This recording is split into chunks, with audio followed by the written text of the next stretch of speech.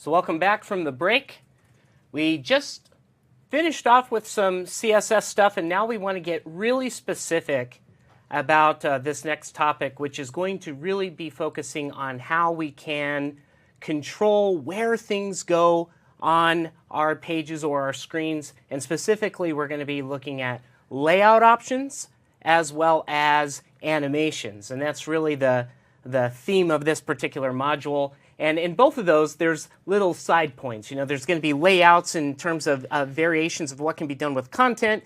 And with animations, we're going to talk about various ways that can be done, whether it's in a transition or whether it's truly just let's just make something fly across the screen or do something crazy. So got a lot of jam-packed stuff on this one, kind of some eye candy. So we're looking forward to showing it to you. So this is definitely a new world of web development with animations and transitions and absolutely. Yeah, so even for those that are just purely web folks, this is also pretty exciting content if they haven't been doing it so already. So let's go ahead and consider now on our agenda where we're at. We're focusing on that advanced layout and animation, and we're specifically in here going to talk first. We decided to use the term legacy layouts because this was our way of saying we'd first like to introduce you to layouts that would still pretty much be universally acceptable or what would be done in a web browser.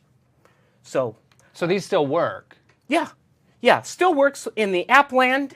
So it's not like legacy means deprecated by any means. Right. We just use that word to say, here's kind of what maybe traditional could have been another word, you know, so we don't want to confuse anyone by the term legacy.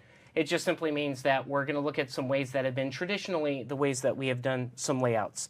And so let's go ahead and talk about that right now.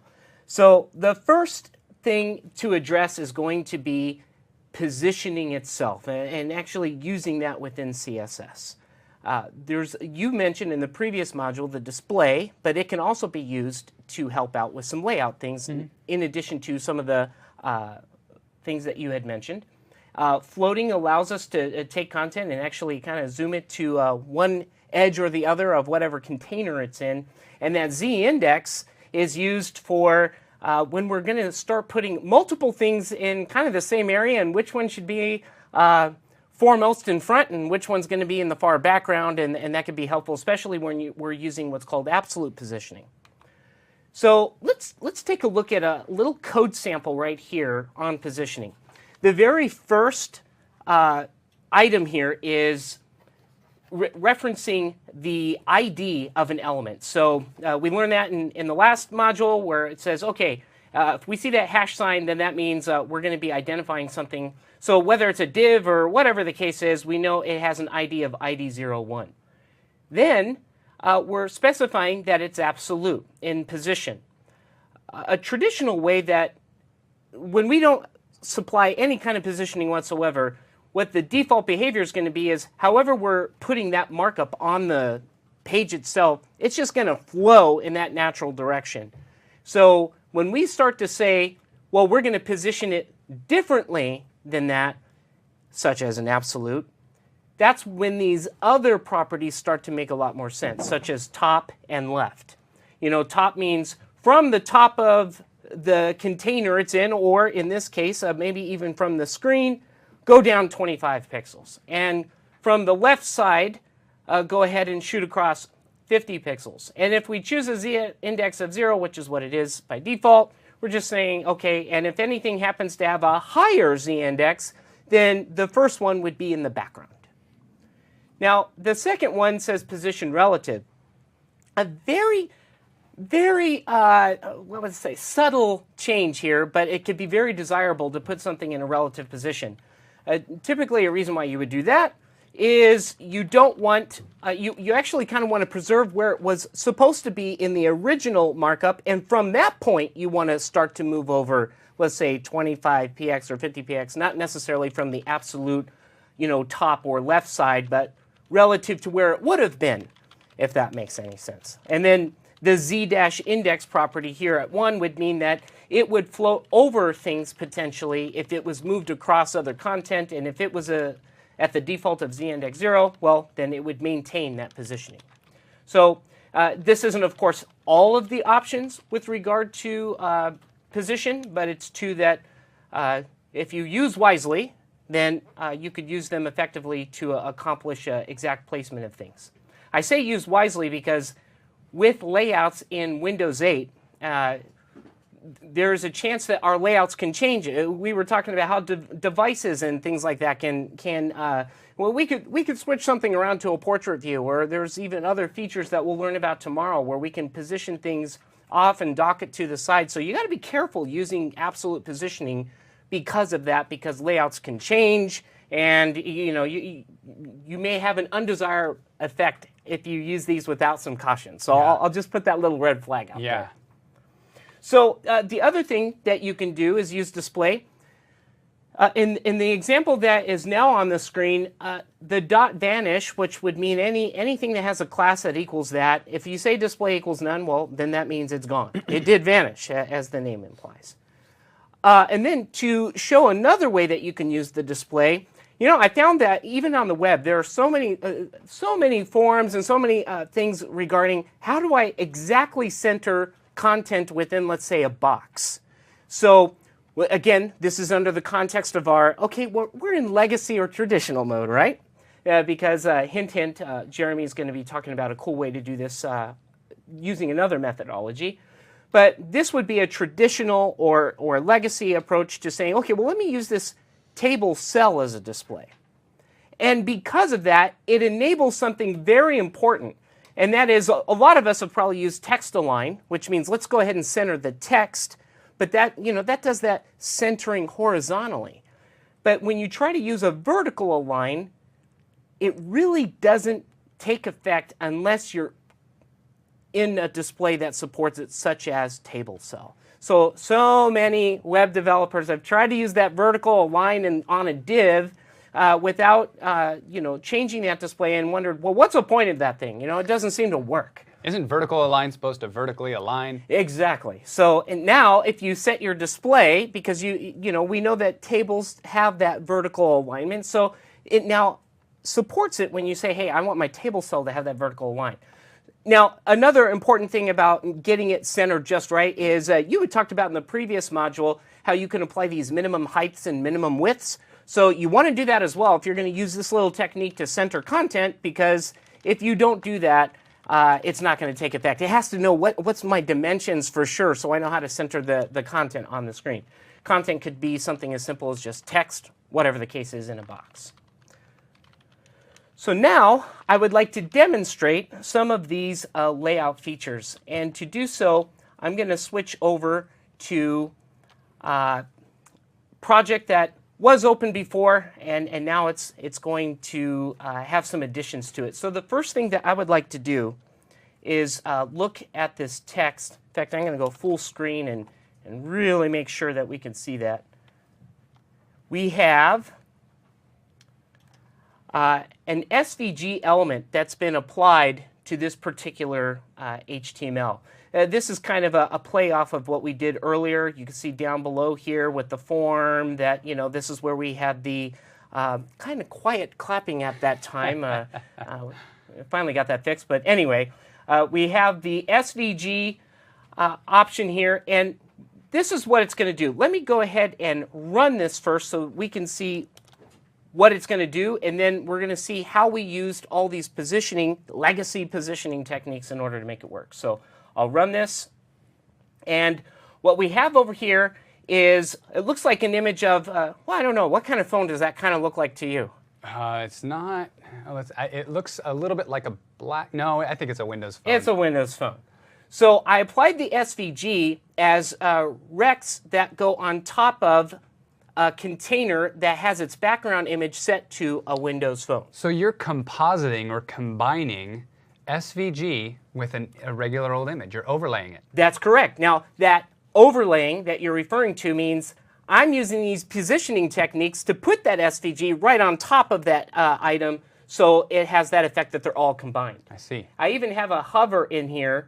So remember, we talked about shadowing in the last one. So I can shadow, provide that glow around the entire thing once it's highlighted. And every time I hover over one of these little SVG Rex, all I'm doing is setting that opacity that you were talking about earlier to something that would allow me to see through the solid color and see what was the, oh boy, shameless plug for myself there, but all the images and stuff that are underneath. So kind of, it could be used to actually create like a little menu that you want to have appear. And of course, with certain animations and things, we can have that thing slide in and slide out.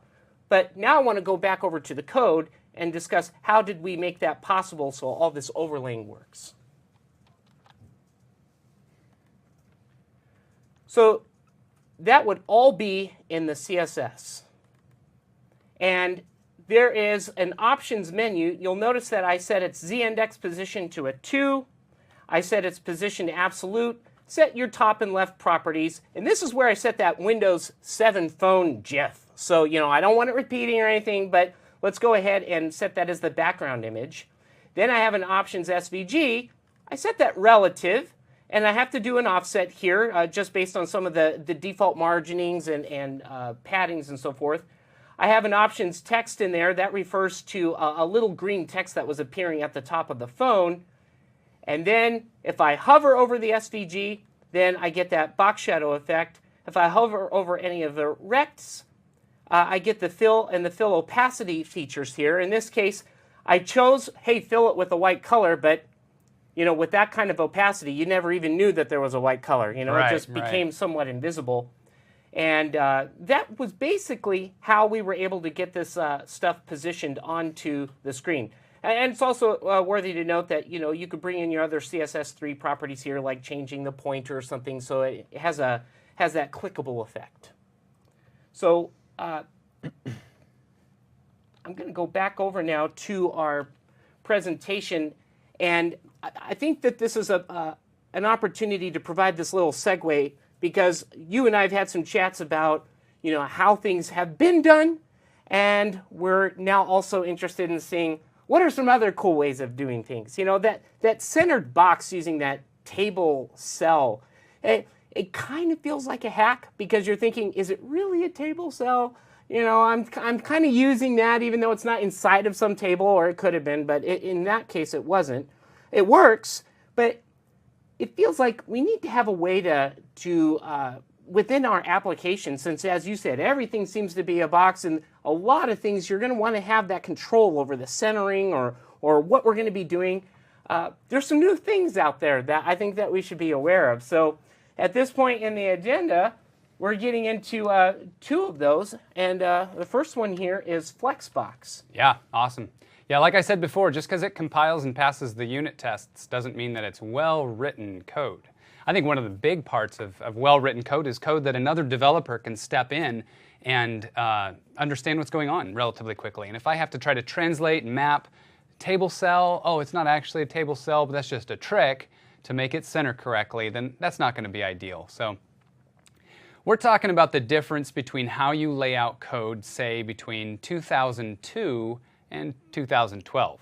So we've got some implements here that were introduced to us in CSS3 that are super, super exciting. There's a lot of buzz about these online because they are not just something that Microsoft is doing, but they're something that W3C is, there are submissions to W3C, and they're recognized as standards in W3C, and other browsers are recognizing the need for these and working on implementations as well. So we know that they're solving real problems. We know that they're alleviating real pains with developers, and so they're definitely worth looking at. The 2 that I'm going to highlight right now are the Flexbox and the Grid. And the reason why I'm going to highlight these 2 is because these are pure CSS, but we're going to look at some more layout techniques that you'll use specifically for making Windows 8 applications when we get into the tomorrow's session, when we get into more Windows 8 specific stuff. But what we're talking about now is just CSS, so this is going to work on the web. Okay.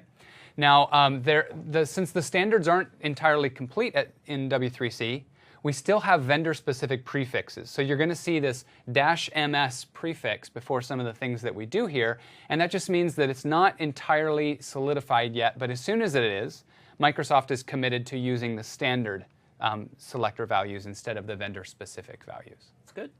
So let's look at the Flexbox first. What problem is this solving? The Flexbox is giving us control over its child elements.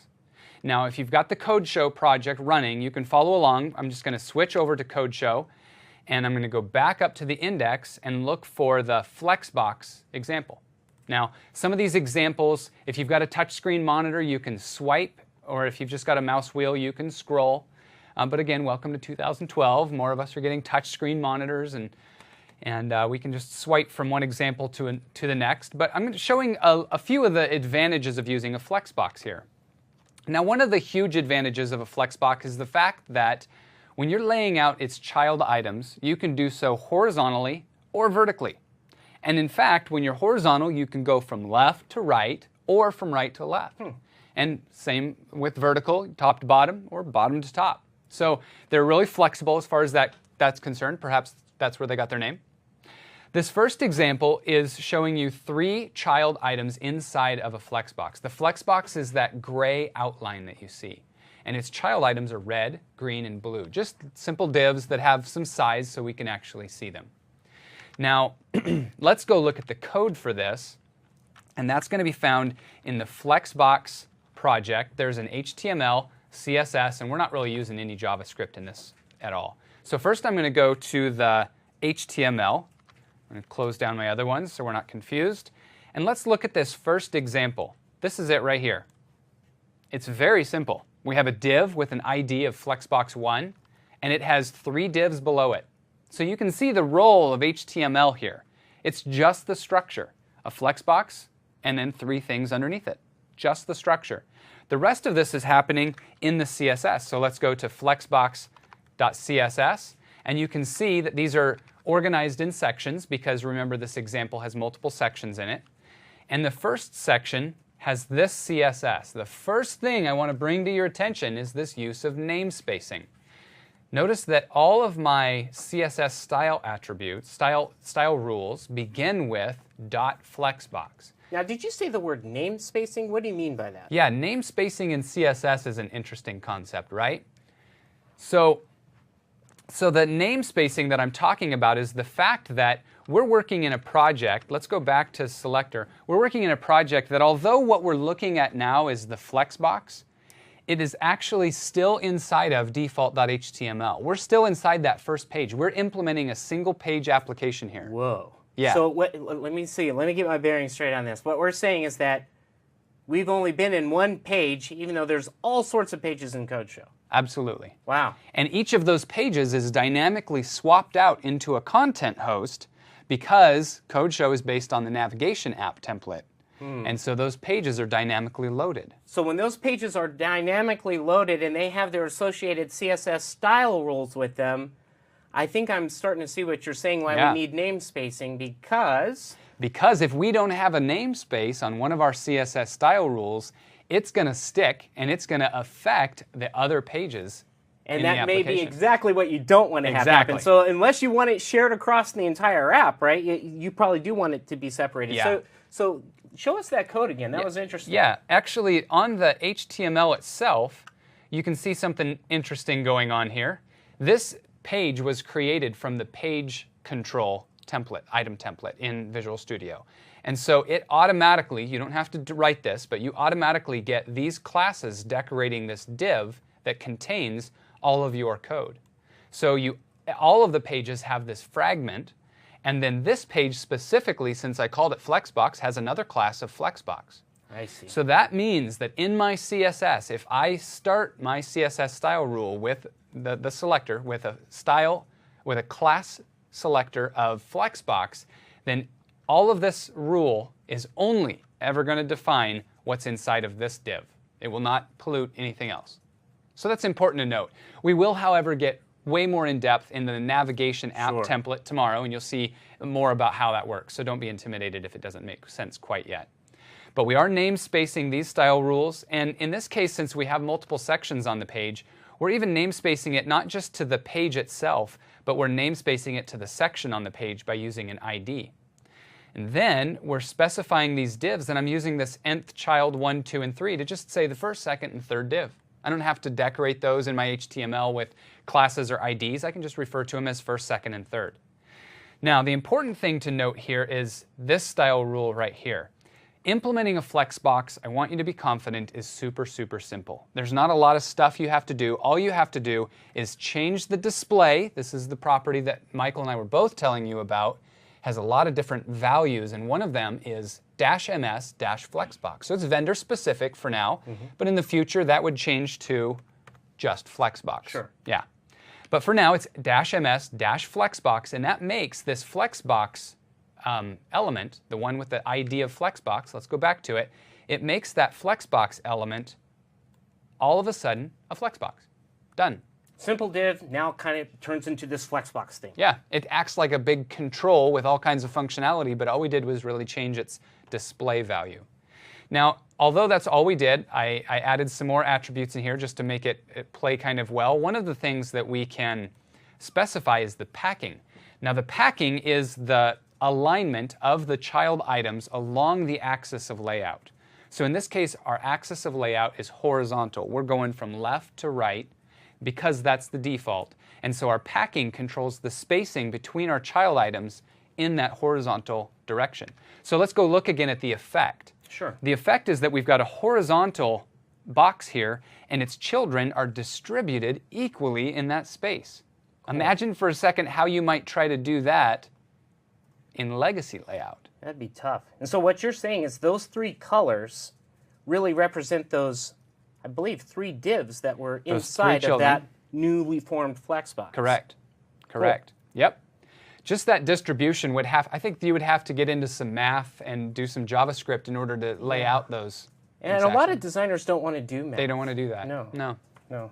Okay, let's look at another feature of the Flexbox. We'll show you the effect first. There's the same Flexbox with the same 3 children, red, green, and blue. But now you'll notice they're actually filling that space. As opposed to just being distributed, they're filling it. In the Flexbox terms, that's called flexing. Flexing. Yeah, so just like a bodybuilder, we're able to flex and really show off some power here. So let's go to section 2 in the CSS. You can follow along if you've got CodeShow downloaded. We're still using a display of Flexbox, but I took the packing off because that's not necessary right now. And instead, not at the Flexbox layer, but down at the child layer, I'm specifying for the first 2 that I want them to have a -ms-flex value. Now, the -ms-flex value property takes 3 individual terms for its value. The first one specifies its relative amount of flex. Relative amount, boy, that was a mouthful. Yeah, so we're into quantum physics now. Okay. It's actually quite simple. It means relative to all of the other children who are flexing, how much should you flex? Hey, so the third one doesn't have a value. It doesn't. It doesn't. So by default, it's not capable of flexing. Oh. Yeah. The first 2 are, but the second one is told it should be twice as big as the first one. I see. In other words, since these are relative, this is exactly the same as this. Oh. It could be really whatever values you want. So you can really get complicated here if you wanted to. They're proportional, exactly. Sure. The next value is the recommended size, and that means that you have the ability to suggest what size you want this element to be, but the Flexbox parent still has a little bit of control over what that size is going to be. I see. Okay? Yep. We'll skip the third for now and just go look at that effect again. The first and second items are flexing, but the second item is taking up twice as much space as the first one because it had a flex value of 2. Okay? Cool. Yes. So there's lots more properties on the Flexbox to look at. I mentioned that the